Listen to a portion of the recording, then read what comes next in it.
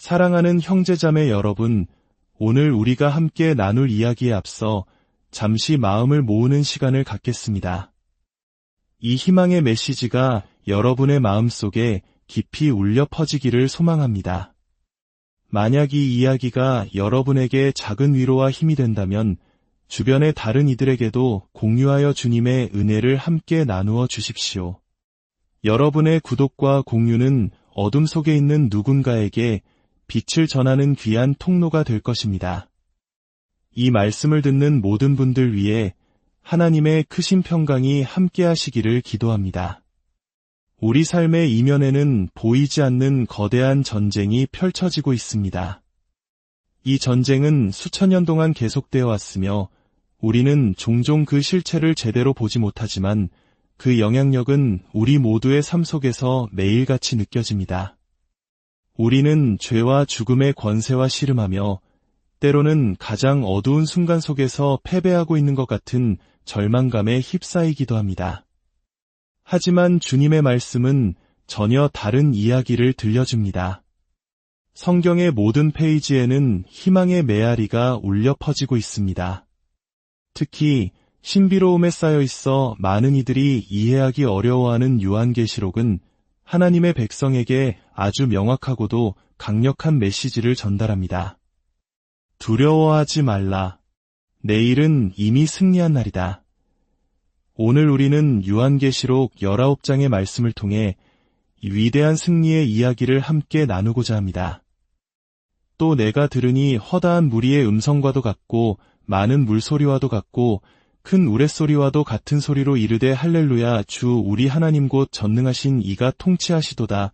우리가 즐거워하고 크게 기뻐하며 그에게 영광을 돌리세 어린 양의 혼인 기약이 이르렀고 그의 아내가 자신을 준비하였으므로 그에게 빛나고 깨끗한 세마포 옷을 입도록 허락하셨으니 이 세마포 옷은 성도들의 옳은 행실이로다 하더라. 천사가 내게 말하기를 기록하라. 어린 양의 혼인 잔치에 청함을 받은 자들은 복이 있도다 하고 또 내게 말하되 이것들은 하나님의 참되신 말씀이라 하기로 내가 그 발 앞에 엎드려 경배하려 하니 그가 나에게 말하기를 나는 너와 및 예수의 증언을 받은 내 형제들과 같이 된 종이니 삼가 그리하지 말고 오직 하나님께 경배하라. 예수의 증언은 예언의 영이라 하더라. 또 내가 하늘이 열린 것을 보니 보라 백마와 그것을 탄 자가 있으니 그 이름은 충신과 진실이라. 그가 공의로 심판하며 싸우더라. 그 눈은 불꽃 같고 그 머리에는 많은 관들이 있고 또 이름 쓴 것 하나가 있으니 자기밖에 아는 자가 없고 또 그가 피 뿌린 옷을 입었는데 그 이름은 하나님의 말씀이라 칭하더라. 하늘에 있는 군대들이 희고 깨끗한 세마포 옷을 입고 백마를 타고 그를 따르더라. 그의 입에서 예리한 검이 나오니 그것으로 만국을 치겠고 친히 그들을 철장으로 다스리며 또 친히 하나님 곧 전능하신 이의 맹렬한 진노의 포도주 틀을 밟겠고 그 옷과 그 다리에 이름을 쓴 것이 있으니 만왕의 왕이여 만주의 주라 하였더라. 이것은 주님의 말씀입니다. 하나님께 감사드립니다. 이 말씀은 우리 영적 여정의 거대한 전환점을 보여줍니다. 이 순간 이후로 우리는 더 이상 죄, 죽음, 진노, 두려움, 수치심에 대해 이야기할 필요가 없어집니다. 이 모든 어둠이 완전히 사라지는 순간이기 때문입니다. 우리는 마침내 모든 것이 새롭게 되는 그날, 최후의 전투가 어떻게 벌어지는지 목격하게 될 것입니다. 하지만 이 전투는 우리가 상상하는 것과는 전혀 다릅니다. 악의 세력이 거대하게 집결하지만 예수님께서 그저 나타나셔서 말씀 한마디로 그 모든 것을 무너뜨리시는 가장 장엄하면서도 가장 압도적인 승리의 순간입니다.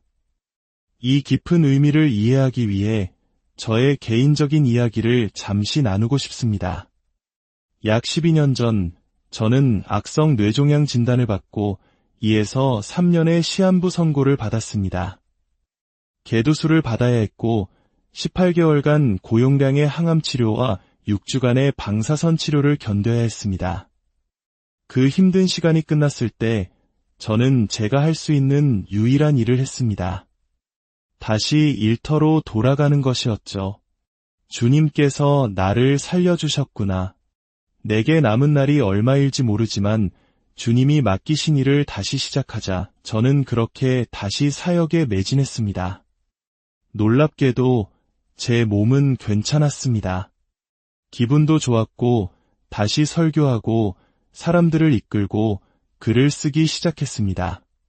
그런데 항암 치료가 끝난 지 약 3년이 지났을 무렵 어느 날 아침에 눈을 떴는데 제 안에 주체할 수 없는 에너지가 솟아나는 것을 느꼈습니다. 마치 지난 3년간 사용하지 않았던 새로운 기어로 변속한 듯한 느낌이었죠. 그제야 저는 깨달았습니다. 예전에는 이랬었지. 하지만 그로부터 또 몇 년이 흐른 뒤 저는 작은 인지 능력의 이상을 느끼기 시작했습니다. 열쇠를 어디에 뒀는지 잊어버리는 것과 같은 일상적인 건망증이 아니었습니다. 도저히 잊어서는 안 될 것들을 잊어버리는 이상한 일들이었죠.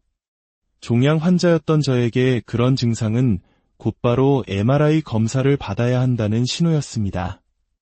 다행히 검사 결과는 깨끗했습니다. 저는 의사에게 제가 오랫동안 복용해온 항경련제를 끊고 싶다고 말했습니다. 약에 의존하지 않고 살고 싶었기 때문입니다. 의사는 약을 끊을 때 발생할 수 있는 위험에 대해 설명해 주었습니다. 아이들을 태우고 운전하다가 발작을 일으킬 수도 있다는 끔찍한 가능성이었죠. 하지만 저는 조심스럽게 약을 줄여나갔고 마침내 완전히 끊게 되었습니다. 그리고 약 한 달 후 제 삶에 놀라운 변화가 찾아왔습니다. 마치 제 안에 6번째, 7번째 기어가 장착된 것처럼 정신이 번쩍 뜨였습니다. 사고는 명료해졌고 모든 것이 제자리로 돌아왔습니다. 제가 말씀드리고 싶은 핵심은 이것입니다. 저는 오랫동안 짙은 안개 속에 갇혀 있었지만 정작 제 자신은 그 사실을 전혀 인지하지 못하고 있었다는 것입니다. 저는 육체적으로나 정신적으로 제약을 받고 있었지만 그것이 제가 아는 전부였기에 괜찮다고 느꼈던 것입니다. 제가 그 안개에서 벗어나고 나서야 비로소 제가 어떤 상태에 있었는지 깨닫게 되었습니다. 우리 역시 마찬가지입니다. 우리는 죄와 죄책감, 수치심, 죽음, 질병, 분열, 상실, 두려움, 분노가 없는 세상을 상상하기 어렵습니다. 우리는 끊임없이 나쁜 소식을 퍼붓는 세상에 살고 있기 때문입니다. 이 모든 짐을 내려놓고 온전히 자유로워지는 것이 어떤 느낌일지 우리는 감히 상상조차 하지 못합니다. 어떤 이들은 분노와 불안으로 겨우 자신을 지탱하며 살아가기도 합니다. 그렇기에 우리는 오늘 2가지를 깊이 묵상해야 합니다. 바로 어린 양의 혼인 잔치와 천년왕국입니다. 이 2가지를 이해할 때 비로소 우리는 모든 옛것이 사라지고 완전한 평화와 안식만이 존재하는 새로운 현실을 소망할 수 있게 됩니다. 먼저 어린 양의 혼인 잔치에 대해 이야기해 봅시다. 성경을 아는 분들이라면 하나님께서 언제나 식탁을 통해 당신의 백성을 빚으시고 격려하시고 힘을 주셨다는 것을 기억하실 겁니다. 우리 한국인들에게 밥상 공동체라는 말이 있듯이 함께 식사하는 것은 단순한 영양 섭취를 넘어 깊은 정과 관계를 나누는 행위입니다. 하나님께서는 바로 이 식탁으로 우리를 부르십니다. 출애굽의 이야기를 떠올려 보십시오. 이스라엘 백성은 이집트에서 노예로 살며 상상하기 힘든 억압 속에서 신음하고 있었습니다. 그때 하나님께서 말씀하십니다. 내가 그들의 부르짖음을 들었고 그들의 고통을 보았다. 그리고 하나님은 그들을 어디로 부르셨습니까? 바로 유월절 식탁으로 부르셨습니다. 그 식탁에서 그들은 쓴 나물을 먹으며 노예 생활의 쓰라림을 기억하고 흠없는 어린 양의 피를 통해 죽음에서 구원받은 하나님의 놀라운 능력을 되새겼습니다. 유월절 식사는 단순한 음식이 아니었습니다. 내가 너희를 보았고 너희를 들었고 너희를 구원했다. 두려워하지 말라는 하나님의 약속이었습니다. 이 전통은 예수님께서 제자들과 함께 하신 마지막 저녁 식사, 즉 성찬으로 이어집니다. 주님은 새로운 세상이 올 때까지 우리가 모일 때마다 빵과 포도주를 나누며 당신의 희생과 구원을 기억하라고 명령하셨습니다. 식탁은 우리가 세상의 거짓된 이야기에 길을 잃지 않고 하나님의 위대한 구원 이야기에 뿌리내리게 하는 거룩한 장소입니다. 하지만 속도와 효율성을 중시하는 현대사회에서 우리에게는 이러한 잔치의 의미가 점점 희미해지고 있습니다. 우리의 저녁 식사는 차 안에서 급하게 먹는 치킨 너겟처럼 생존을 위한 행위가 되어버린 지 오래입니다. 우리는 잔치의 의미를 잃어버렸기에 그 잔치가 주는 풍성함과 안식에 더욱 굶주려 있습니다. 그러나 어린 양의 혼인 잔치는 다릅니다. 그곳에서는 우리가 무언가를 준비할 필요가 없습니다. 예수님께서 친히 주인이 되셔서 우리를 위해 자리를 마련하시고 더러워진 우리의 옷을 벗기시고 빛나는 세마포 옷을 입혀주십니다. 사제들의 옷과 같은 그 희고 깨끗한 옷을 말입니다. 우리는 그저 그분의 초대에 응의 자리에 앉기만 하면 됩니다. 시편 23편에서 다윗은 바로 이 잔치의 기쁨을 노래합니다. 내가 사망의 음침한 골짜기로 다닐지라도 해를 두려워하지 않을 것은 주께서 나와 함께 하심이라. 주의 지팡이와 막대기가 나를 안위하시나이다. 주께서 내 원수의 목전에서 내게 상을 차려주시고 기름을 내 머리에 부으셨으니 내 잔이 넘치나이다. 보십시오. 이 얼마나 놀라운 이미지입니까? 우리의 원수들이 우리를 해치지 못하도록 무력화된 채 지켜보는 앞에서 주님께서는 우리를 위해 풍성한 잔치상을 차려주십니다. 이 식탁은 두 가지를 보여줍니다. 첫째, 우리의 원수는 완전히 패배했다는 것. 둘째, 예수님의 환대 속에서 우리가 선하심과 인자하심을 양식으로 삼아 온전해진다는 것입니다. 예수님 자신이 바로 생명의 빵이시며 우리를 위한 잔치 그 자체이십니다. 다음으로 우리는 천년왕국에 대해 이야기해야 합니다. 요한계시록 20장은 예수 그리스도께서 1000년 동안 통치하시고 사탄은 결박되어 무적행에 던져진다고 말합니다. 이 구절에 대해 신학적으로는 여러 해석이 존재하지만 모든 해석이 동의하는 한 가지 분명한 사실이 있습니다. 바로 예수님께서 승리하신다는 것, 그리스도께서 다시 오신다는 것, 그리고 짐승은 영원한 불못에 던져진다는 것입니다. 최종 승리는 오직 그리스도의 것입니다. 저는 이 1000년이 문자 그대로의 기간이 아니라 상징적인 표현이라고 믿습니다. 성경에서 1000년은 종종 영원 또는 충만한 시간을 의미하는 비유로 사용됩니다. 저는 예수님께서 이 땅에 오심으로 천년왕국이 이미 시작되었다고 봅니다. 지금 이 순간이 바로 힘센 자, 즉 사탄이 결박되어 우리가 그의 소유를 마음껏 약탈할 수 있는 시대인 것입니다. 예수님께서는 이렇게 말씀하셨습니다. 내가 만일 하나님의 성령을 힘입어 귀신을 쫓아내는 것이면 하나님의 나라가 이미 너희에게 임하였느니라. 사람이 먼저 강한 자를 결박하지 않고서야 어떻게 그 강한 자의 집에 들어가 그 세간을 강탈하겠느냐. 결박한 후에야 그 집을 강탈하리라. 예수님께서 귀신을 쫓아내신 것은 강한 자인 사탄이 이미 결박되었으며 이제 우리가 그의 소유였던 영혼들을 되찾아올 수 있다는 선포였습니다. 여러분 자신을 한번 생각해 보십시오. 여러분 한 사람 한 사람이 바로 하나님 은혜의 전리품이며 승리의 트로피입니다. 전 세계에 흩어져 있는 23억 8천만 명의 그리스도인들, 이것이 바로 우리가 행하고 있는 장엄한 약탈의 증거입니다. 그렇다면 이 영적 전쟁에서 우리의 무기는 무엇일까요? 그것은 세상의 무기와는 다릅니다.